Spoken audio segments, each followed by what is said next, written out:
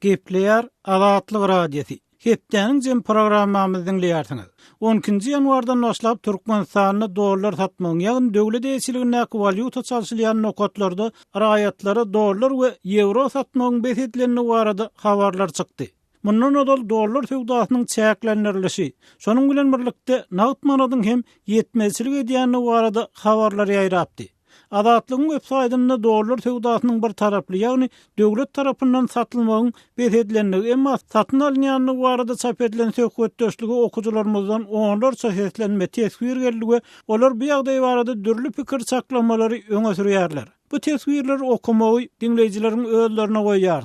Kardeşim Sehranyň Türkmenistanly jurnalist Sultan Asylow bilen dollar sowdasyny emele gelen soňky ýagdaý barada söhbetinden bir bölegi dinläýin. Sultan aýda Aşgabatyň banklarynda, ýagny valyuta alyş-çalyş nokatlarynda dollaryň düýünden satylmaýandygyny habar berdiňiz. Bu barada dolrak maglumat beräýsiňiz, ýagny haýsy banklarda, haýsy valyuta alyş-çalyş nokatlarynda dollar satylmaýar? Men şuna yerli wagtynda 14-15 aralygynda Türkmenistanyň Baganyň kysyndaky filialyny, onuň soň 10 ýyldan soň kysyndaky filialyny, onuň Fabrikanyň köçerme urundaky Halk Bank habar gördüm. Bu ýerlerde kassalar açyk dur, kassalar öz işlerinde otur, ana banka götürýär, nowatçy polisiýa işargatyda dur. Ýöne şeýerde alyjam ýok, satjam ýok. Kassalar işlerinde oturlar. Men kassalara ýanylar soradym. Buna satylan ýanyny diýsen, hawdy satyn alýar diýip berdim kassalar. Şonda kassalara açykdyryndığını aýtdylar. Ýöne ýylarça işçilik dolaryň satylmaýandygyny, şundan nima diýip dollar satmagy ruhsat bermediler, şundan dollar çykarylmady banklara diýip maňa şeýle jogap berdiler. Sultan aýda bank resmisi muň sebäbi barada bir maglumat berdimi, muň sebäbini düşünürdimi? Men soradym bankyň kasserinden. Men şeýle dollar satmak beýtedimdi diýdim. Elbetde kasserlerde onda kandy maglumat ýok, onlar bilen ýok bilen şeýle şunu bir satmagy dollar vermediler. Şundan başga banklarda dollaryň satylmajakyny aýtdylar diýip maňa jogap berdi. Ondan soň men soradym, egerde banklarda dollar satmak beýtediler, onda näme bildirýär ýok diýdim. Onda kasserler nasıl oturlar bilmedikler, aktivitler diýip şol bildirýärler da hiç bir jogap bermediler. Ýa-da dollaryň satylmanyň beýtedilen bu arada bildirýär ýok. Sultan aýda indi bu düzgünüň şu çäklendirmäniň näçe wagt dowam etjekdigi barada bir maglumat berdilermi? Ýok, şu barada men soradym, näçe wagtlyk dollar satmak beýtediler diýelimde, ona da hiç jogap berdiler, bildirimler, hiç maglumat ýok diýerler. Aşgabatda kawarçymyz Sultan Asylowyň maglumatyny dinlediňiz. Türkmenistanyň dollar sowdasynyň beýtedilmeginiň aýysyry ýurtdan daşary ýurtlara pul ýermekde hem çäklendirmeleriň döreýäni barada habarlar ýaýrady. Ma'lum bolýarly, soňky ýyllarda Türkmenistanyň müňlerçe student daşary ýurtlara çykyp, daşary ýurtlaryň okuw jaýlaryny bilim alýar. Bu ýagdaý olaryň Türkmenistanyň ýergiderli pul serişlerini alyp durmagyna zerurlyk döredýär. Megerem şu ýagdaý sebäpli Türkmenistanyň ýurtdaşyna pul ýermekde dören çäklendirmeler azatlygyň okuwçylaryna uly gyzyklanma döretdi. Kardeşim Sehra bu ýagdaý barada hem Aşgabatly jurnalist Sultan Asylow bilen söhbetdeş boldy. Indi şol söhbetdeşlikden hem bir bölegi bilelikde dinläýin. Sultan aýda Türkmenistanyň daşary ýurda Western Union ýaly kompaniýalar arkaly pul uradyp bolmaýanyny habar berdiler. Bu barada dolrak maglumat berýärsiňiz? Hawa Sehra Western Union çäkli netwerkde pul uratma ruhsat berýär diýilip şeýle gurrun boldy. Onuň men şunu bilen şunu gyzyklanyp, Ýympassewda merkezindäki Türkmen Türk Täzeçilik Bankynyň bölümine, şo Western Union bölümine baryp, şunu bilen gyzyklanyp gördüm. Edil şuň şo ýerde işgärler öz iş orlarynda oturýarlar. Ýöne şuňlar pul kabul edilmeýän barada habar berdiler. Sultan aýda muň sebäbi barada bir şol edaranyň işgärleri düşünürüş berdilermi? Ýagny näme sebäpden pul uradyp bolmaýar? Ne şolarda soranymda, şolar häzir diýdiler şo düzgünlämäni üstünde işlenýär. Bizem ha ýygnakda aýtdylar diýdiler. Ertir mümkin dolu belli bolar, ýa bolmasa bir un belli bolar, edil şun pul almaly däldi, pul uratmaly däldi barada bize görkezme berildi, şun pul kabul edemdik diýdiler.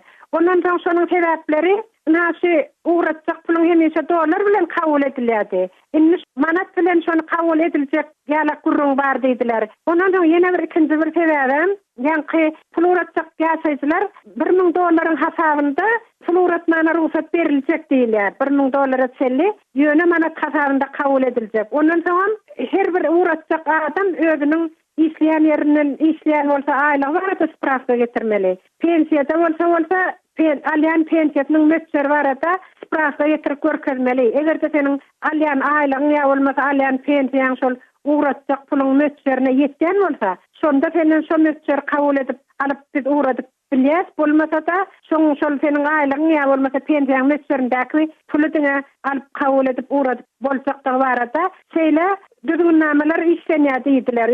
Hormatly dinleyijiler, Soltan Açylywanyň dinlediňiz. Hepdeniň jem programmamyzyň dinleýärsiňiz. Türkmenistanyň Ministrler Kabinetiniň 8-nji ýanwarda geçirilen Giňişleýin Mejlisinde ýurdun baş prokuroru Amanmurat Garliýew, käbir ministrlikleriň we puwdak edaralarynyň aýry-aýry işgärleriniň para alýanlygyny aýtdy diýip Türkmen telewizionyasy habar berdi. Hökümet maslahatyny Garliýewiň beren hasabatyndan soň Lewap welaýatynyň häkiminiň işden boşadylyny gaýdyldy.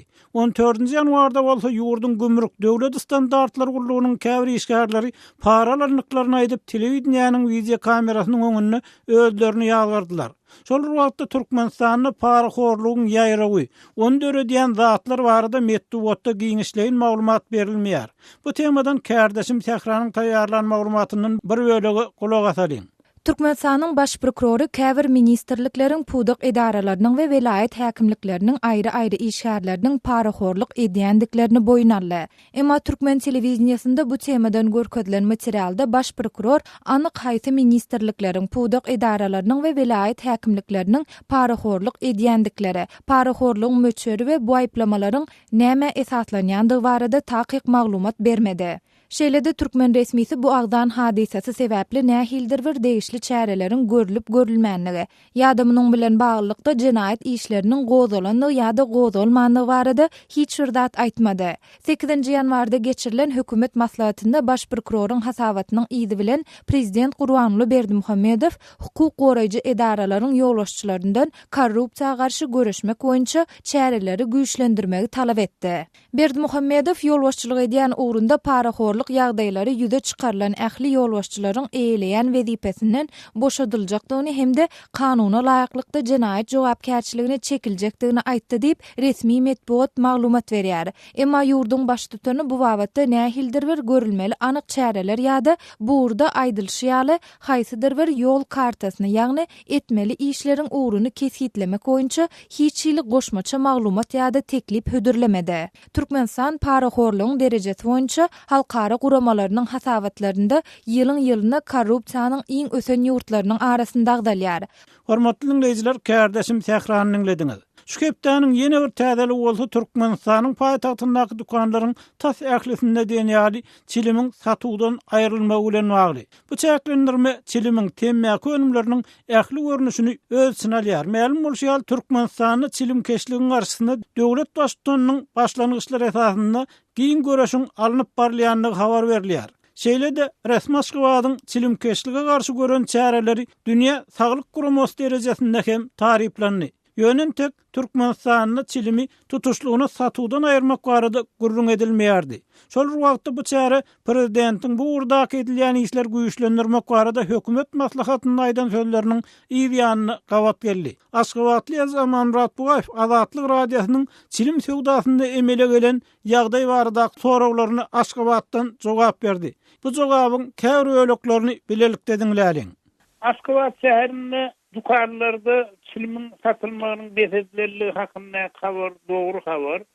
Diňe bir döwlet heýetligindäki dukanlarda da eýsem hukuky heýetlikdäki dukanlarda da çilimin üstlenip görünüşini satmak gadagan. Men ýörüýte iş edinip Aşgabat şäheriniň bir näçe dukanlaryna aýlanyň şeýle hem Mir 5 diýilýän mikroýonyň garşysynda ýerleşýän 15 ýyl awadançylyk atly Lomoy sowda baglaryna dowrulum. Şol Lomoy sowda baglarynyň birinji gatyna 100den köprek Dukan maşo dukanlarında tas 20%'inde temmäki önümler satılýardy. Ine şu magazynlaryň kapysyny bolsa möhürläp goýupdyrlar. Bu işi amal eden şäheriň etrawyň şowda guramalary hem de beýleki döwlet guramalary bilelikde reýt getirip şilim tatýarlar düzgün bozýarmy, bozanokmy oňa seretmezden ählisiniň kapylaryny bulombalap möhürläp gitdirler. Aman Batbuğaev, bu ýagdaýa çilimkeşleriň nähil garaýanyny baradaky soragy şeýle jogap berdi. Olar zeýlenýärler, olar bilen beýle gadagarlyk bilen çilimi goýup bolmajak bugyny aýdýarlar. Sebäbi gadagarlyk bir dürli gizliň gara ýollar döredýär. Gal bersede çilimin öz-özünden gymmatlamagyna, ol adamlaryň gurbatyny mali ýagdaýyna bagly bolmak derejede gymmatlamagyny getirýärligini aýdýarlar. Gal bersede men gurrunga solan bir sana çilimkesin tuğun şeýle diýdi. Eger dogrudan tagdyn cennet üçin görüşilýän bolsa, ondan üçin çilim temmäki önümleriniň garşysyna görüş ýylan edilýär, ondan has beter ýoğuz bela bolan arak sakry önümleriniň garşysyna beýle görüş ýylan edilen okuna şeýle nägiler bildirilýär. Hormatly dinleyijiler, Aşgabatly ýazgy Aman Batbuğaewiň Aşgabatyň dukanlaryndan çilim önümleriniň aýrylmagy baradaky maglumatyny dinlediňiz. Hepdeniň jym programmamyz dowam etdirýär. Bu hepdeniň esas temalarynyň ýene biri bolsa Türkmenistanyň dini uýmak adatlygy baradaky kanunynyň seljerilmegi we oňa degişli goşmaçylaryň düzüşleriň ýerilmegi barada prezident tarapyndan berilen görkezmeler bilen bagly. Prezident Berdimuhammedow 12-nji ýanwarda Türkmen parlamentiniň deputatlary bilen duşup, dünýädäki terrorçylykly hereketleriň güýçlenmegi bilen baglykda ýurduň din baradaky kanunçylygynyň seljerilmeligini aýtdy. Adatlyk radiosynyň bu täzelik baradaky maglumatyndan hem bir bölegi bilelikde kulak asalyň. Prezident Gurbanuly Berdimuhammedow 12-nji ýanwarda dünýäde din bilen bagly bolýan ýaragly çaknyşyklara üns çekdi. Dünyada terrorçylykly hereketleriň güýçlenmegi, döwletleriň milli howpsuzlygyny bir çäk bütünlüğünü, raýatlaryň konstitusiýon hukuklaryny, azatlyklaryny aýratyn hem howp salýar. Türkmen prezidentiniň pikirine görä milli we dinara garşylyklaryň ýitileşmegi bu mesele aýratyn üns berilmegini talap edýär. Berdimuhammedow bu pikirini has anyklaşdyryp, dünýäde emele gelen howply ýagdaýlar göz tutup, milli kanunçylyga gaýtadan heretmeligini we degişli üýtgetmeleri girizmeligini aýtdy. Bu gurrundan gelip çykýan netijeye görä Türkmenistan parlamenti dini uýmak erkinligi we dini uramalar hakynda kanunyň erejelenen görnüşiniň taslamasyny taýýarlamaly. Halkara hukuk guramalarynyň ýyllyk kasabatlaryna Türkmenistanyň adam hukuklarynyň we adatlyklarynyň ähli urlar boýunça diýen ýaly çäklendirilýändigi, metduat köp partiýalyk barada döwrewap kanunlaryň kabul edilendigine garamazdan ol kanunlaryň işlemeýändigi bellenilýär. Şonuň bilen bir wagtda Türkmenistan din adatlyklary hem çäklendirýän ýurt hökmüne tanqytlanýar. Birleşen Ştatlaryň döwlet sekretary John Kerry geçen ýylyň noýabryny Merkez Aziýa saparynyň çägine täzik we türkmen prezidentleri bilen duşanyny bu ýurtlardaky islam ekstremizmi we terhet howpsuzlygy meseleleri barada hem gurrun edipdi. Reuters habar gullugynyň habarçysy Matt Spetalyň ýazmagyna görä Kerry şonu olary siýasat opponentlere basyş görkezmegiň garşylykly netije berjekdigini hem de radikalizmi çuňlaşdyrjakdygyny aýtdy. Hormatly dinleyijiler, şunun bilen hepdeniň jym programmamyzyň 1-nji böleginiň soňuna geldik. Onuň dowamyny dünýä türkmenleri gepleşigimiz bar. Men nowaty Türkiýede habarçymyz Döwlet Baýkany berip şu ýerde siz bilen hoşlaşýar Adatlyk radiosynyň tolkunlaryndan aýrylmaň.